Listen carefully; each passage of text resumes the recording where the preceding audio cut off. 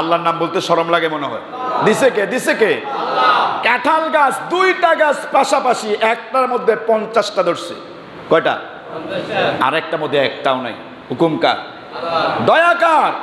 আল্লাহ বলছেন ওয়া রাহমাতি ওয়াসিআত কুল্লা শাই, আমার রহমত, আমার দয়া, আমার করুণা সারা পৃথিবীর সমস্ত সৃষ্টি জগৎকে ঘিরে রেখেছে। সুবহানাল্লাহ। 10টি কাজ যারা বেশি করবে তাদের উপর রহমত নাজিল করবেন কে? আল্লাহ। বলেন, রহমত নাজিল করবেন কে? আল্লাহ। 1 নাম্বার, যারা ওহীর জ্ঞান চর্চা করে, কোরআন এবং হাদিসের জ্ঞান নিয়ে যারা চর্চা করে তাদের উপর রহমত নাজিল করে কে? আল্লাহ। আপনি দেখেন, পুরাটা গ্রাম খুঁজে দেখেন, আজকে শুক্রবার ফজর থেকে জুমা পর্যন্ত কোরআনের একটা আয়াত অনেকে আছে পড়েন নাই, একটা হাদিস পড়েন নাই, ইসলামের একটা ইতিহাস পড়েন নাই, ওহীর জ্ঞান নিয়ে কোনো চর্চা নাই, এমন মানুষ মনে হয় সমাজে দেশে নাই।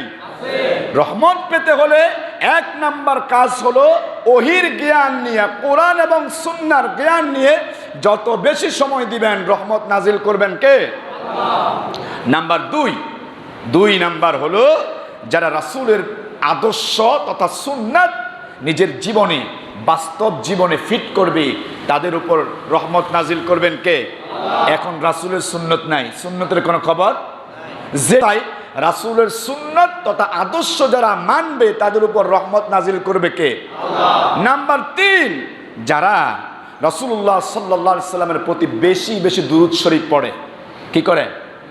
বেশি বেশি দুরূদ শরীফ পড়ে, তাদের উপর রহমত নাজিল করে কে? আল্লাহ। এখন নাম্বার 4, যারা সৃষ্টির সেবা করে। সৃষ্টির কি করে? শুধু মানুষের সেবা না, শুধু মানুষের সেবা না, এই ইতিহাসটা আমরা জানি, একটা কুকুরকে পানি খাওয়াবার কারণে আল্লাহ তাআলা তাকে ক্ষমা করে দিয়েছেন। কারে? কুকুর। কুকুর হচ্ছেন আল্লাহর সৃষ্টির মধ্যে সর্বনিকৃষ্ট কুকুর।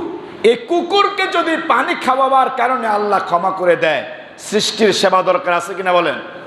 অনেকে আপনারা গরু পালন, এরকম আছেন না? যারা গরু পালেন, গরুরও কিন্তু সময় সময় খাবার দেওয়া লাগে। কথা বলেন না কেন? যারা ছাগল লালন পালন করে ওই ছাগলকেও সময় সময় কি দেওয়া লাগে? যারা বাড়ির মধ্যে বিড়াল আছে, বিড়ালও কিন্তু খাবারের টাইম জানে। কথা কেন? বিড়ালও কি জানে? খাবারের, যখন খাবারের সময় হয় দেখবেন দরজার কাছে মেও মেও করতে থাকে, মানে বোঝা যায় তুই তো খাইতেছস, আমার জন্য কিছু রাখিস। কথা বলেন। এই সৃষ্টির সেবাটা কি জিনিস দেখেন, বিড়ালের প্রতি মায়া করা, পশুর প্রতি মায়া করা। আল্লাহর রাসূল বলছেন তোমরা পশু পাখির প্রতি মায়া করো, মমতা করো, তাদের প্রতি ভালোবাসো, আরশে আজিমের মালিক তোমার উপর ভালোবাসবে, তোমাদেরকে ভালোবাসবে। এজন্য 4 নাম্বার হলো সৃষ্টির সেবা করবেন। আপনার বাড়িতে যতগুলো প্রাণী আছে সব প্রাণীর প্রতি খোঁজ খবর রাখা, খেয়াল রাখা, এটা আপনার দায়িত্ব। কথাটা জিকির হলো, জিকিরের অনেক অর্থ, তার মধ্যে একটা অর্থ হলো আপনি যে কর্মস্থলে আছেন হারাম থেকে নিজেকে বাঁচায় রাখা হলো সর্বশ্রেষ্ঠ জিকির। আপনি মসজিদে জিকির করলেন মাশাআল্লাহ আধা ঘন্টা, কিন্তু দোকানে যাইয়া 1 নাম্বার মাল কইয়া 3 নম্বরে ঢুকাই দিচ্ছেন, এরকম দোকানদার নাই? আপনি মসজিদে আধা ঘন্টা জিকির করে ঘামে ধরে ভাইসা গেছেন, ওই বাইরে যাইয়া 10,000 4,000 টাকা সুদে লাগাই দিচ্ছেন। কথা কয় না? এই জিকিরে লাভ হবে কি? জিকির, শ্রেষ্ঠ জিকির হলো যে যে অবস্থানে আছেন ওই অবস্থানটাকে পবিত্র রাখাই হলো সর্বশ্রেষ্ঠ জিকির। ঠিক কিনা বলেন? এরপরে তো আপনি পড়বেন। আল্লাহ রাসূল কিছু মাসনুন দোয়া শিখিয়ে গেছেন, জিকির শিখিয়ে গেছেন, যেমন লা ইলাহা ইল্লাল্লাহ, লা ইলাহা ইল্লাল্লাহ ফাদাখালাল জান্নাহ। নবী বলছেন যেই ব্যক্তি লা ইলাহা ইল্লাল্লাহ বলল, আল্লাহ তাআলা তার জন্য জান্নাতের দরজা খুলে রেখেছেন। সুবহানাল্লাহ। তাহলে জিকির করলে রহমত নাজিল করে কে? আল্লাহ। তবে জিকির করতে হবে হারাম ছাইড়া দিয়া, জিকির করতে হবে অন্যায় ছেড়ে দিয়া, জিকির করতে হবে সমস্ত অসৎ কাজ ছেড়ে দিয়া, তাহলে এই জিকিরে রহমত ঢেলে দিবেন কে? আল্লাহ। নাম্বার 6, বেশি বেশি কোরআন তিলাওয়াত করলে রহমত নাজিল করে কে? আল্লাহ। এখন কোরআন শরীফের সাথে আমাদের সম্পর্ক, রমজান শেষ, কোরআন শরীফও শেষ, নিজেও পড়ি না, বিবিও পড়ে না, ছেলে মেয়েও পড়ে না, আপনার আহলে বাইত যারা আছে তারাও পড়ে না, তো রহমত নাজিল হবে কিভাবে? 50,000 এই কামার মধ্যে রুজির মধ্যে বরকত নাই। কেন? আপনি কন্টিনিউ ফজরের নামাজের পরে কমপক্ষে সূরা ইয়াসিনটা তিলাওয়াত করে দেখেন। আমি 40 দিনের এই আমলটা আপনাকে দিলাম। 40 দিন প্রতিদিন ফজরের নামাজের পরে কিচ্ছু না পারলেও কমপক্ষে 10টা করে কোরআন শরীফের আয়াত, না 10 পারেন না 5টা আয়াত করে কন্টিনিউ 40 দিন পড়েন।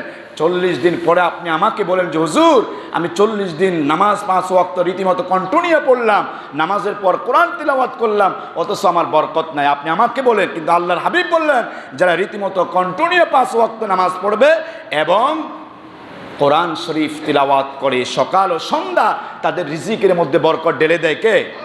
তাহলে কোরআন শরীফ পড়লে রহমত দেয় কে?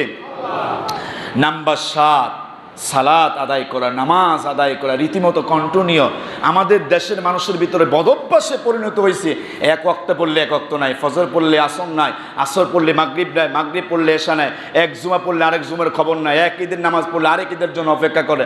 বেটা এক ঈদ পড়ছস, আরেক ঈদ পড়বে চিন্তা পড়ে আসস, তুই কি জানোস তোর চোখটা এদিক ফিরাইছস, আবার ওদিকে ফিরাবার আগেই তো মালাকুল মউত এসে হাজির হতে পারে। কথা বলেন না কেন? কত মানুষের সাথে একসাথে সকালবেলা দোকানে চা খাইছেন, দুপুরের আগেই খবর আসে আব্দুর রহিম নাই, আব্দুল কাদের দুনিয়ায় থেকে চলে গেছে, এমন খবর আছে কিনা বলেন? এই জন্য কন্টিনিউ 5 ওয়াক্ত নামাজ পড়লে রহমত নাজিল করবে কে? আল্লাহ। নাম্বার 8, তাহাজ্জুদের নামাজ পড়া। তাহাজ্জুদ বেশি পড়ে যারা, রহমত নাজিল করে আল্লাহ তাআলা তাদের উপর। সুবহানাল্লাহ বলবেন না? এখন এটা কন্টিনিউ করতে না পারলেও আপনি কম বেশি পড়েন, কম বেশি পড়েন, সপ্তাহ কমপক্ষে একদিন পড়েন। আপনি সপ্তাহ পারেন না, 15 দিনে হলেও একদিন রাতের শেষ অংশে উঠে 2-4 রাকাত নামাজ পড়েন। আপনি 15 দিনও পারেন না, একটু চেষ্টার জন্য আমি আপনাকে বলছি কমপক্ষে মাসে একদিন হলেও তো একটু তাহাজ্জুদের সময়, যখন নির্ভীক পরিবেশ থাকে, দুনিয়ার কোনো কোলাহল থাকে না, কোনো মানুষের আওয়াজ নাই, টু শব্দ নাই, আপনি ঘুম থেকে জেগে ওঠেন, ওযু করেন, পবিত্র হন, সিজদায় পড়ে মালিকের কাছে বলতে থাকেন না যে মালিক আমার এই প্রয়োজন, মালিক আমার এই অসুবিধা, মালিক আমি তো এই রোগে আক্রান্ত, কোনো ডাক্তার, কোনো কবিরাজ, কত মানুষের কাছে গেলাম, কেউ তো আমার রোগ সারাইতে পারে না, মালিক তুমি তো ভালো করতে পারো, তুমি তো সব মনের খবর জানো, তুমি তো আলিমুম বিজাতিস সুদূর। মালিককে সেজদা দিয়ে তাহাজ্জুদের সময় বলবে যারা, মালিক বলছে তোর উপর রহমত নাজিল করব আমি আল্লাহ তাআলা। নাম্বার 9, যারা দিনের মেহনত বাড়ায়, দিনের মেহনত, দিনের কাজ দ্বারা বেশি করে। দিনের কাজ কি? আপনি নিজে নামাজ পড়ছেন, অন্যকে নামাজের দাওয়াত দিচ্ছেন, আপনি নিজে কোরআন পড়ছেন, অন্যকে কোরআনের দাওয়াত দিচ্ছেন, আপনি নিজে হালাল পথে আছেন, অন্যকে হালাল পথে থাকার জন্য উৎসাহিত করছেন, আপনি নিজে হারাম থেকে বেঁচে আছেন, অন্যকে হারাম কাজ ছেড়ে দেওয়ার জন্য বলেছেন। এটা হচ্ছে দিনের মেহনত। এটা কি দিনের মেহনত? যারা এই দিনের মেহনত করে তাদের উপর রহমত নাজিল করেন কে? আল্লাহ। নাম্বার 10, যারা পিতামাতার খেদমত করে আল্লাহ তাআলা তাদের উপর রহমত নাজিল করেন।